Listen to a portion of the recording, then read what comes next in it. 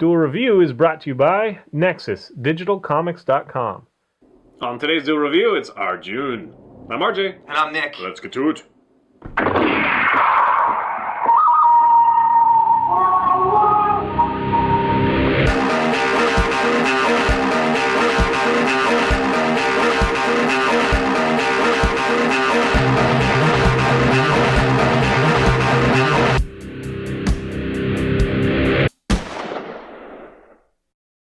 Today is November the 1st, and we're taking a look at Arjun, the animation. That's right, and it came out earlier this year, I think in May, and it was based on the Indian epic, and I'm going to do a lot of looking down because these are all Indian names. Yes, we're very white.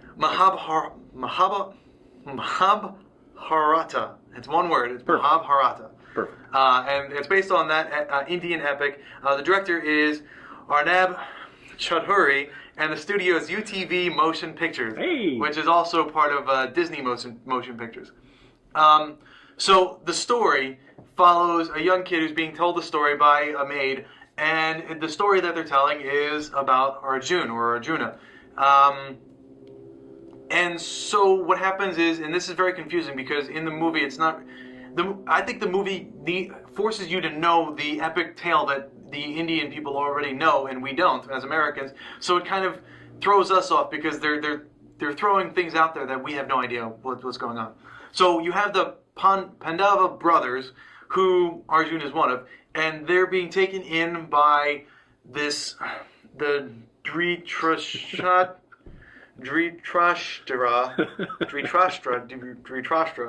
who also has the Kaurvas clan. The Kaurvas clan are about 100 people, and among the Kaurvas clan is Duryodhana. This is fun. He doesn't like the Pandavas. He feels like they're stepping in on the territory, but I'll get into that in a second. So the Pandavas are being trained they're not martial arts, they're the Indian equivalent, which I believe are just martial arts.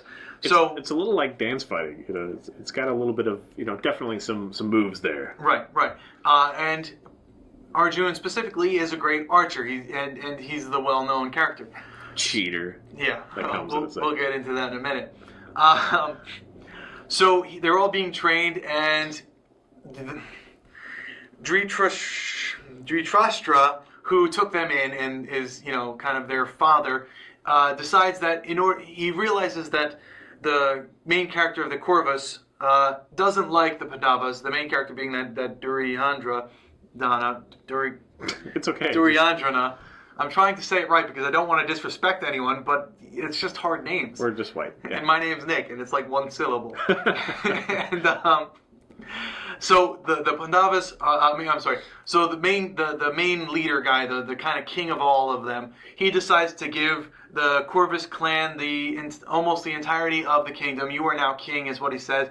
And the Pandavas go to like the Boondocks kingdom, and he says, this is what you rule, and we did this because we don't want any war. This is the easiest way to do it. And the Pandavas are said, oh, this is the Boondocks, we hate it, but in what might have been a day, they decide to turn this really crappy area into like this really beautiful freaking kingdom. Yeah, that's crazy. And all meanwhile, the son of the king he's been kind of looked over, and so he's really upset, and his uncle is kind of speaking in his ear. He's this short little fat guy. He hasn't been looked over. The son of the king is the Kaurvas clan leader. Okay, he's concerned that he's going to be looked over at the beginning. Right. Yeah, he is concerned that he's going to be looked over. What you have to know is that there are multiple kingdoms, so there can be multiple kings here. Right. Because we were kind of like, well, wait a minute, what's going on? Because it's a new kingdom now, and now he's king, but I thought he was king. It's like, oh, they're both kings, Right. Yeah. Exactly. That's a cultural thing we don't get. But the leader of the Kaurvas, he doesn't like that the Pandavas have anything. He wants to take it all from them. He doesn't like them at all. He's a bastard. So he decides to do a rigged betting game. Spoilers. Oh, okay. Kind of giving away all the story. No, I'm not going to get into the later part. But anyways, so the king of the Kaurvas, he decides to do this rigged betting game, and I don't know what game it is. I tried to find out. The closest that I can find was the Chopar, but that's a board game, so I don't think it's the same thing. It really is. Essentially, they're going to roll dice, and whoever wins. But it's rigged. But it's rigged because the dice are rigged, and so the Pandavas lose everything, including themselves. But the main king, Dhritarashtra, It's okay. Just say the main king. the main king, he says, okay, well, we need to do that kind of over because that's not a very fair bet that he placed. So instead, what happens is the Pandavas are exiled for 12 years, and then after that 12 years, they fall into not exile, but they can't be heard of. So they have to be... No, they're banished for 12 years and exiled for 1. Well, yes, but it's not really exiled. What happens is they can't be known to anyone. No one can know them for a solid year. And if anyone does realize who they are, then they're banished for another 12. So they're really trying to keep low-key, and they're incognito here and there. As far as cheating, Arjun decides that instead of trying to keep his identity secret, he performs this marriage ritual where whoever shoots a It's basically goldfish, a challenge. Yeah, it's a challenge. So whoever shoots the goldfish in the pond below them gains the daughter, the princess, in their hand of marriage. And Arjun takes it upon himself to cheat by jumping into the freaking Well, see, water. here's the thing. It was like we see the first guy. There's only 2 guys that attempt it, Arjun and this other guy. Right. The other guy goes first. He stands where he's supposed to stand. He takes a shot at the fish, misses it, and that's it. So Arjun comes up, and instead of taking a shot from where they're standing, he decides to jump in the water. And I was thinking, like, as he was going down, it's like, okay, well, maybe he'll shoot as he's going down, so that's kind of technically not cheating. But he literally got in the water, swam around, found the fish, and then shot it up through the air. Right, because fish see above them, but not really well below them. So what he did was he went underneath, and then he didn't even look at the fish. He looked at the shadow on the floor of the fish. To make it more difficult, I guess. Yeah, but that makes no sense because if the sun is shining this way, then the shadow's going to be whatever. Spectacle, whatever. But the thing is that we see that as cheating. It's like, hey, like the rules would be the same as whatever. But maybe they don't. Maybe they just think, because you were bringing up, well, maybe he was just really smart, where everybody else was just kind of like they thought they had to do this. He took it upon himself, whatever. But it does feel like, and you could tell that the king was kind of like, I don't know, kind of thing. But then he was like, oh yeah, sure, here's my woman, my daughter. Right. So whatever. I don't know if that's a cultural thing or if they just kind of rushed through that or what. But yeah, we were kind of like, cheater. Yeah. He's such a cheater. One of the things that really bothered us because we didn't get was when the older brother, the king of the Boondock area, whose name is Yudhishthira or whatever. Okay, so that brother, when he's betting everything, his kingdom, his elephants and everything, and he loses everything. At some point, he bets Arjun. I bet my brother Arjun in this game, and so he loses. And Arjun's now wife, the one that he won in the goldfish shooting contest, she goes, don't let him, humiliate me. So don't let him humiliate me. How can you? We didn't get that. Save me and all that stuff. Right. But it's like, it's the, if whatever happens to your husband happens to you, I guess, and they're shamed. Well, so there's this whole shame. No, I thing. believe, because after the research that I did, what I found out was that the brother wasn't just betting Arjun, he was also betting the other brothers, the princess and himself. I think there was just, because we read this in subtitles, I think there was just a miscommunication there because we didn't get that. So essentially everyone was being bet in that one bet where he said Arjun, which I don't know why they did But that. if she's the only one that reacted, well, whatever.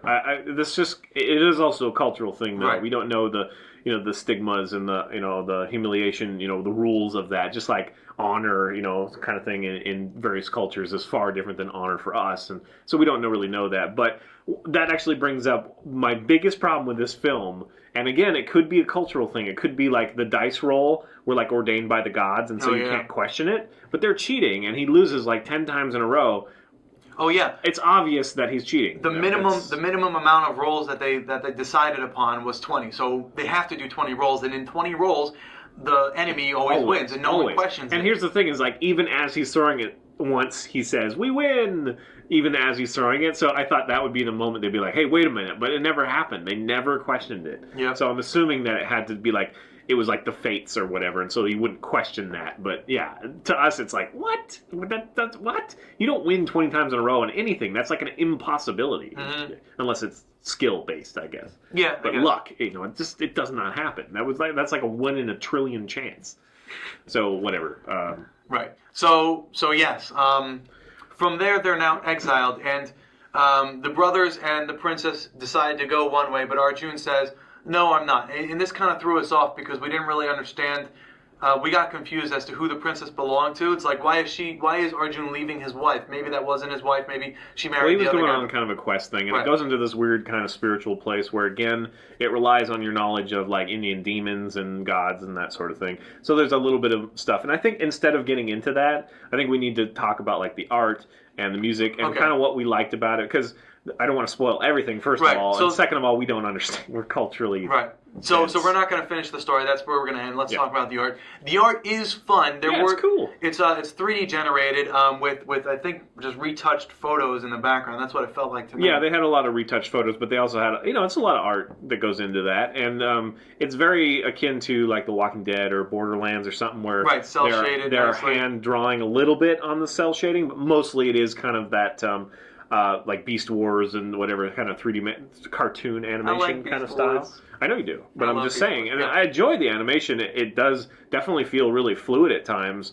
Other it's times a little it's a little clunky. jarring. Yeah, it's a little clunky. Especially other in times. fight scenes. Like I think they were trying to do like the 300 like stop motion mid attack and then kind of speed up. Well, they did that, definitely like, have a once or twice. flamboyant way of fighting as well, Right. so that kind of Right. can throw us off. But sometimes you see like a little kid running, and it's just like, okay, that was run at regular speed, but then they just wanted him to run faster, so they sped him up a little bit. So his little animation just didn't fit right. Overall, I think it was actually Yeah. quite beautiful. I though. thought it was a very beautiful movie. And that's kind it of was really where nice. my liking of it stops.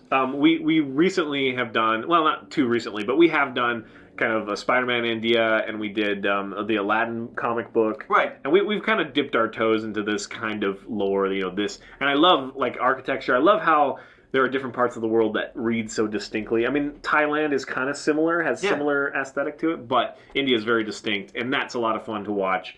The cultural stuff aside, there was kind of some weak story and some very confusing points, like maybe Indians get it completely because they've already got the context. Yeah, but it's based on that characters epic. look so similar sometimes, and What I think is funny is 12 years in exile and they look exactly the same.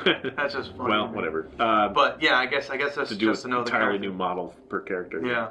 But yeah, so it is a really good movie. I did enjoy it, and once I've done the research to understand more of it, I can rewatch it and be okay with what I know. But as far as just Americans straight up watching this film that's based on Indian mythology, or just an Indian epic, I should say, because I don't know how much of it is mythology and how much of it is based on reality or what. But I didn't get it at first. It's just not something that you would get. I wouldn't even call it good. I think it's beautiful. I Yeah. don't think it's good. It's an attractive film, just hard to follow. Does that work? But because I have that cultural barrier, I'm not sure if it's because it's just poor storytelling or I just didn't get it. Right. So that's all I'll say. But it was a beautiful film. But I wouldn't necessarily. I mean, I like Yobi. Yobi was awesome. Yeah. It was a Korean film that we reviewed. And so there are films that tell a story, even though we don't understand the whole five-tailed fox thing, or actually it should be nine-tailed fox. Anyway, we don't understand the lore, but it's still fun to watch. This one seemed really dependent on that stuff. I just didn't get it. Otherwise, it felt kind of like a stripped-down, like a Lion King or something, where it's like the evil brother. I mean, at first, Mufasa. was trying to, take the throne and get rid of the young one and all that stuff. And so I guess there are points that I start relating to other things. And it's funny that you said it's a part of Disney, because I didn't know that at first. But Yeah, I didn't know that either. But yeah, apparently, what is it, UTV? Yeah, UTV is, I don't know if they work together or if it's a branch, but Disney was involved, so yes. So, okay, well, I guess that's it. I do think it's important to be culturally diverse. I'm just not sure that this does a good job of, Introducing you to that. Yeah. But then again, this might have been a Indian-only film that was just kind of ported over. Again, it's in subtitles, so... Yeah, but good remember films are not American only, Indian only, Korean Right. only, Japanese only. I mean, Yeah, I they know. transcend that. Even though there might be stuff you don't understand, there's a core theme that you get. This one, It was hard to follow. yeah. All right, guys, that is Arjun, right? Yeah, Arjun the Warrior Prince. All right, guys, please subscribe to our Duel Review channel and tell us what you think. Check out our great playlists. Game Lab's been a lot of fun. Moonflower and Fover are great. Thank you, and please leave comments. We love comments, and you can help support us in our new digs by buying our wares at spiderwolf.com. That's right. T-shirts, card games, art prints, short stories, and more. See you later. Damn it, dud. I gave you Dud. Gotta do You're killing me. it. Next up, it's the movie Nothing But Trouble. So what are we doing now? Arjun? Oh, crap. What? Arjun? We're doing an Indian film now. Oh yeah, the names. And I'm gonna be like, and do I don't have to do it. Yay! All I remember is Pandaverse, Pandaverse. which is not quite that, but Pandavas. The Pandavas. Pandaverse. A mythical place called the Pandaverse. What is the name of the new World of Warcraft area? Oh yeah, I know. Panda zone. Panda. There's a lot of pandas. Panda people. Did you fill up your thingy? I believe I did. My gun is filled too. Hooray! I can't sing like that. No, that was racist. Yeah, well, I don't have to put it on there. I have the power. I have the power! That was racist, sir. By the power of Grayskull, that was racist. Yeah. He-Man is a racist bastard. He is. He's racist towards, like, the frickin' manimals or whatever the hell they are, and Skeletor. He's a living skeleton. But Castle Grayskull, it's a beautiful name because it's a mixture of white and black.